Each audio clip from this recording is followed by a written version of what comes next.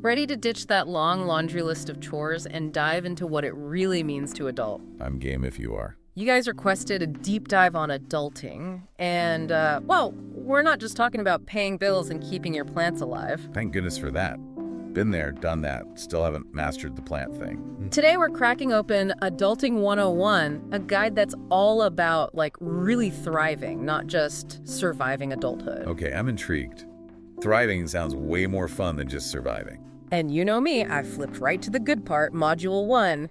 Get ready, because it all starts with, get this, building a rock-solid foundation of emotional intelligence and mental health. Interesting. So we're talking about, like, inner work as the key to really adulting effectively. I like it. That's exactly what's so fascinating about this whole approach, actually. The guide really reframes emotional intelligence, you know? It's not just some, like, fluffy optional thing you do on the side. It's like the core upgrade you need to navigate this crazy roller coaster we call adult life. Like, think of it like leveling up your inner software so you can handle all the challenges and decisions and relationships that come your way. Makes total sense. We spend so much time worrying about those practical skills, like how to ace that job interview or finally keep those houseplants alive. Don't remind me. But this guide is like, hold up, your inner world needs an upgrade first. Love that. Right. Like, you got to get your own foundation solid before you can build anything really amazing, you know? Totally. Adulting 101 argues that mastering your inner world is what equips you to handle the outer world with more, grace and resilience. Which is what we all want, right? Sign me up for some of that grace. So we've all heard the buzzword emotional intelligence, but this guide really claims it's like the real adulting hack, what makes it so powerful in, like, everyday life. So it boils down to this. It's the ability to not only understand your own emotions, but to be attuned to the emotions of those around you.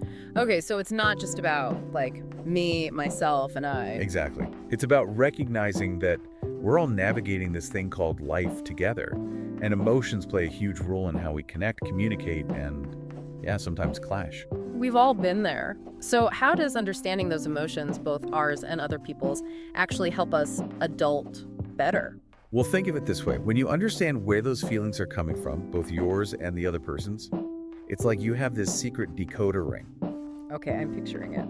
You can decipher those underlying messages, navigate tricky situations with more empathy, and respond in ways that are both authentic and effective. So it's less about suppressing emotions and more about understanding them? You got it. Think of it as developing a whole new set of emotional skills. Interesting, like emotional push-ups or something. Exactly. Okay, maybe not push-ups, but you get the idea. One skill the guide delves into is this idea of, get ready for it, emotional granularity. Emotional what now? I know, right? It's a fancy term, but it basically means being able to pinpoint exactly how you're feeling instead of just using those default settings of good or bad. Oh, okay. So instead of just saying, ugh, I'm stressed, I might say, I'm feeling super overwhelmed about this deadline, or I'm actually kind of anxious about this presentation I have to give. It's about getting specific. You nailed it. And that specificity is key, because the more granular you can be with your emotions, the better equipped you are to understand the root causes and ultimately manage them more effectively. So it's like, instead of just slapping a Band-Aid on a problem, you're actually taking the time to diagnose it properly so you can find the right solution. 100%. Imagine trying to fix a leaky faucet without knowing which pipe was the culprit. Understanding your emotions in detail gives you that targeted knowledge. Okay, that's a great analogy. More emotional clarity equals better problem-solving skills and more agency in how we respond to whatever life throws our way. What other inner upgrades does this involve? I'm ready to level up. Well, the guide places a huge emphasis on empathy. It even calls it a superpower. A superpower? Really? Which might sound a little over the top. Just a tad. But hear me out. They use the example of a roommate slamming a door, clearly upset about something. Tell me you haven't been there. Right. It's so easy to get annoyed in that moment. But empathy asks you to pause. Take a beat and consider what might be going on beneath the surface. So, like, maybe they had a terrible day at work or got some bad news. It's not really about the door slamming, it's about what's going on behind it. Exactly. The point is, empathy allows you to respond with compassion instead of just adding fuel to the fire. Okay, so instead of snapping back with a passive-aggressive, nice of you to join us, You might try something like, hey, it sounds like you're having a rough one. Anything I can do? Perfect example. Empathy opens the door to a more understanding and potentially even productive conversation. It's not about letting people walk all over you. It's about approaching conflict with a calmer, more insightful perspective. And isn't that what, like, adulting is all about? Like, navigating those messy interpersonal situations with a little more grace and understanding? 100%. I'm starting to see why Adulting 101 considers empathy so crucial. But what about those times when we do have those knee-jerk reactions? You know, those moments where we totally lose our cool? It happens to the best of us. And that, my friend, is where managing your emotional responses comes in. And listen, this isn't about suppressing your feelings or pretending everything's fine. Yeah. Adulting 101 stresses that this is about learning to respond constructively instead of just reacting impulsively. Okay, so not bottling things up, but making a conscious choice about how we react. Yes. It's like taking back the wheel from those runaway emotions. Okay, I'm liking where this is going. So how do we actually do that? Well, for starters, the guide uses this great example of a group project. Ugh, group projects. Don't even get me started. Tell me about it. So you're in this group project, and one person isn't pulling their weight, right? We've all been there. Who hasn't? It's like a recipe for frustration and resentment. Totally. It's easy to let those feelings of anger take over. But Adulting 101 suggests a different approach. First, you acknowledge those feelings of anger and frustration. So name it to tame it. Exactly. Then, before you react, you take a moment to calm down. Easier said than done sometimes. Oh, for sure. But even just taking a few deep breaths, counting to 10, whatever works for you, can make a world of difference. Basically, create some space between the feeling and the reaction. It's like hitting the pause button before you say or do something, regrettable. Precisely. And once you've had that moment to kind of center yourself, you can approach the situation with a clearer head. So in that group project scenario, instead of firing off a frustrated email or, calling out that slacker in front of everyone, a calmer, more, adult conversation about expectations and workload might be a tad more effective, right? Exactly. You'd be surprised how much more agency you gain by simply responding thoughtfully instead of just like knee-jerk reacting. Yeah. And the best part is, Adulting 101 offers some super practical techniques to help us do just that. Have you ever heard of the S.P technique? Fill me in. What's the S.P technique? This whole conversation about building those emotional muscles has me thinking, how does Adulting 101 deal with situations where our logic and emotions are practically at war? Oh, I know exactly what you mean. Like those times when your head's telling you one thing, but your heart is like, nope, not gonna happen. It's like the ultimate adulting dilemma, right? It is. So how do we navigate those situations where our inner compass is like totally spinning? Well, the guide actually acknowledges that those inner conflicts are totally normal. Thank goodness I'm not the only one. It's like we're wired to have both those gut feelings and that logical reasoning. Right. But sometimes they just don't see eye to eye. That's an understatement. So how do we deal with that? Well, Adulting 101 really emphasizes finding a way to honor both our emotions and our logical minds. Okay. It's not about letting one side dominate. Right. It's about seeking a sense of balance, like a kind of integration of head and heart. Easier said than done, am I right? Oh, for sure. But one strategy the guide highlights is creating space for reflection. Okay. And I know it sounds simple, but it's really powerful. In what way? Just think about taking some time to journal or meditate. Okay. Or even just going for a walk in nature. Anything that helps you kind of quiet the mental chatter and just tune in to your own inner wisdom. It's like hitting the pause button on that internal debate, so Exactly. you can actually hear what both your head and your heart are trying to tell you. Yes. And often, just creating that space allows a more nuanced perspective to emerge. I can see that. It's like stepping back from a painting to see the bigger picture instead of just getting caught up in those individual brushstrokes. That's a great way to put it. So it's about getting some distance from the intensity of the emotions so that we can actually see things more clearly. Exactly. And sometimes that also involves getting a little outside perspective, too. Like talking to a friend.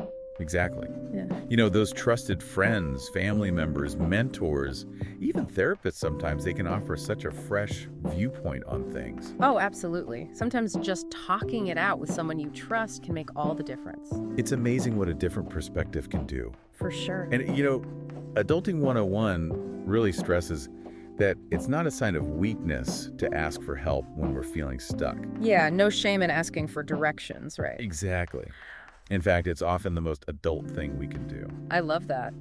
Okay, so we've talked about emotional intelligence and all these internal conflicts we deal with, but Adulting 101 doesn't stop there. Definitely not. Yeah. In fact, it dedicates a whole section to something that's often really tough for people: What's that? seeking professional help when it's needed. Okay, so like therapy, counseling, that sort of thing. Exactly. Remember how we were talking about reframing self-care as essential maintenance? Yeah. Well, the guide takes a really similar approach to therapy. Interesting. So it's not something to be ashamed of. Not at all. It's more like, you wouldn't hesitate to see a doctor if you had a physical ailment. Right. Well, your mental health is just as important. Love that analogy. Yeah. So when might someone consider reaching out for professional help? Like, what are some signs that it might be time to call in the reinforcements? Adulting 101 actually lists several situations where therapy could be really beneficial. Like what? For example, if you're feeling, super overwhelmed by stress or anxiety, Okay. or if you're struggling to cope with difficult emotions, experiencing big changes in your mood or behavior, or even facing persistent challenges in your relationships or work life. It's about recognizing when those everyday challenges start to feel less like speed bumps and more like roadblocks on the journey. Right. 100%. But what about people who are, hesitant or maybe even a little scared to try therapy? Totally understandable. There's still a lot of stigma around mental health, unfortunately. You're right. And that's why I love how Adulting 101 really works to dismantle those stigmas. How so? It frames therapy not as a sign of weakness, but as a sign of strength and self-awareness. Because seeking help when you need it is like the ultimate act of self-care, right? 100%. It's about recognizing that you don't have to navigate those challenges alone. We're not meant to do life in a vacuum, right? Exactly. We're wired for connection and support. That's so important. And the guide really emphasizes that therapy can provide a safe and supportive space to process those challenges, to develop healthy coping mechanisms, and ultimately to work towards a more fulfilling life. So it's not just about addressing problems, it's about investing in your well-being and unlocking your full potential. You got it. It's an investment in yourself. I love that. But I imagine that for a lot of people, the idea of actually finding a therapist can feel kind of daunting, like where do you even start? Oh, absolutely. It can feel super overwhelming to navigate the world of mental health care. Totally. It's like, where's the instruction manual for this? And that's why I appreciate that Adulting 101 doesn't just tell you to seek help, it actually gives you a roadmap. Okay, that's helpful. So it suggests, maybe start by talking to your primary care physician for a referral. Okay. Or researching therapists in your area, considering things like their specialty, their approach, Right. do they accept your insurance, all of that practical stuff. Right. Gotta love the practical stuff. It really encourages you to find a therapist who feels like a good fit for you. It's like finding the perfect pair of jeans, Sometimes it takes a little trial and error, but when you find the right fit, it's magic. Exactly. The perfect fit makes all the difference. Okay, so we've talked about emotional intelligence, we've talked about mental health, navigating those inner conflicts. It seems like Adulting 101 is really trying to give us like a holistic set of tools to handle this whole roller coaster of adult life, huh? Absolutely. It's about recognizing that adulting is this multifaceted experience. Multifaceted, I like that. It's not just about checking things off a to-do list. No, definitely not. It's about cultivating self-awareness, resilience, having compassion for ourselves and others, and honestly, just being willing to embrace the full spectrum of human experience. The good, the bad, and the ugly, right? Exactly. Because let's be real, it's not always pretty, but it's our journey. And adulting is an ongoing process. It's not like you hit a certain age and suddenly have it all figured out, right? Definitely not. If anything, I feel like I have more questions now than ever. But it's a journey. It is? And like any good adventure, it's best navigated with a good map, a compass, and maybe even a travel companion or two. Speaking of which, we've got one more essential module to explore in our deep dive into Adulting 101. Don't leave me hanging. What's next? Get ready to tackle time management. Time management, everyone's favorite topic. Time management, right? 2 words that can strike fear into the heart of any adult, am I right? You're telling me. It's like there's never enough time to do it all, work, relationships, those errands that never seem to end. And don't forget about sleep. Oh yeah, sleep. That thing we're supposed to get 8 hours of. In a perfect world. But seriously, that's exactly why Adulting 101 dedicates a whole module to time management. Okay, good to know. So it's not just about, like, color-coding your calendar and setting a million reminders. It's about so much more than that. It's about helping us become, get this, the architects of our time. Ooh, I like that. Architects of our time. So instead of just reacting to whatever chaos the day throws at us. Exactly. It's about making conscious choices about where we want to spend our energy. We have more agency than we often realize. So where do we start? Do we need, like, blueprints and hard hats for this? It's funny you should ask. Adulting 101 actually suggests that we start with a plan. A plan. Figures. But it doesn't have to be super rigid, does it? Not at all.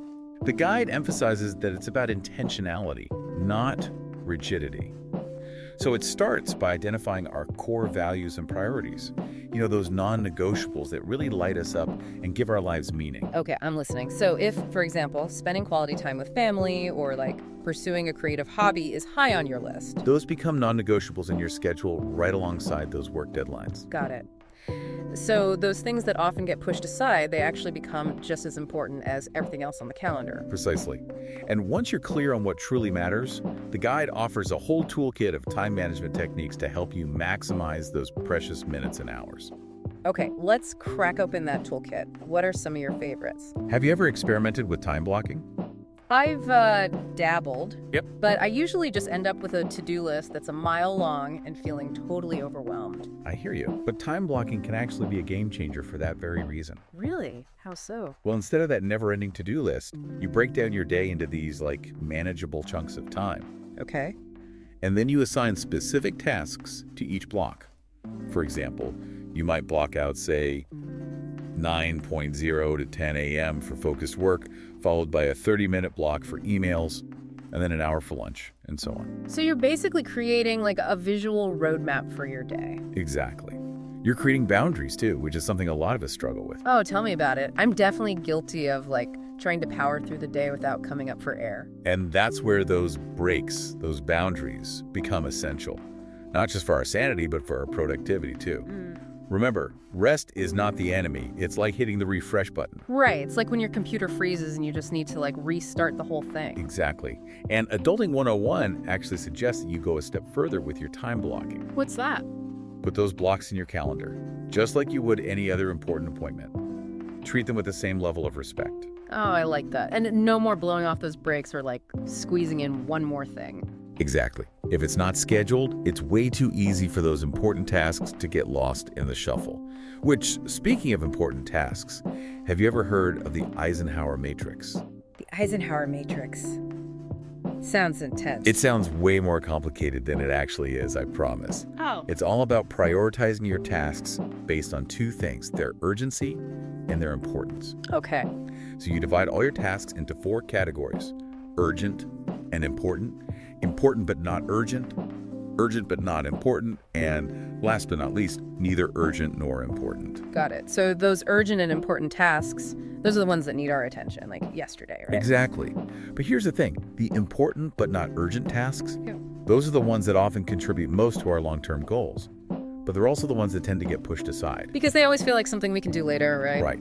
It's like playing the long game instead of constantly putting out fires. Yeah. But if we're not intentional about it, those important but not urgent tasks never seem to get done. Which is why we need to schedule them in, right? Like, actually block out the time to work on those things that will move us closer to our goals. Now you're getting it. But even with all the best intentions and perfectly planned schedules, there's one thing that can totally derail us. Don't tell me. Distraction. Ding, ding, ding. Distractions are the ultimate productivity killer. But don't worry, Adulting 101 has a solution for that too. Please tell me more. I need all the help I can get in that department. Ever heard of the Pomodoro technique? Vaguely. Remind me how it works again. It's so simple. You basically work in focused bursts of 25 minutes, separated by short 5-minute breaks. So it's like tricking your brain into staying focused because it knows a break is coming. Exactly. You set a timer, eliminate all distractions, and just focus on the task at hand. I can get behind that. Right. But all this talk about productivity makes me wonder, Adulting 101 doesn't advocate for, like, becoming a productivity robot, does it? What about downtime? What about, just chilling? Such a good point. And Adulting 101 definitely emphasizes the importance of rest and recovery. Okay, good. It's not about pushing ourselves to the point of burnout. It's about finding a sustainable rhythm for the long haul. I can get behind that. Yeah. So it's really about working smarter, not just harder. Now you're talking. It's about prioritizing sleep, incorporating those breaks, and making time for things that help you relax and recharge. It's about filling our own cups, right? So that we actually have something to give. Yes. Adulting 101 reminds us that it's not about achieving some, mythical state of perfect balance, because honestly, who even has time for that? It's about striving for a sustainable rhythm that really nourishes our productivity and our well-being. This has been such an eye-opening conversation. We've covered so much ground today, from the power of emotional intelligence to mastering our time and energy. And it really seems like Adulting 101 gives us the tools we need, not just to survive adulthood, but to actually thrive. Couldn't have said it better myself. Adulting is an ongoing journey, not a destination. And with the right tools and a healthy dose of self-compassion, it can actually be a pretty amazing ride. Well said. And on that note, we'll leave you with this final thought. What one small step can you take today in your own unique adulting journey to create a life that feels a little more aligned, a little more joyful, and a whole lot more fulfilling? Until next time, happy adulting, everyone.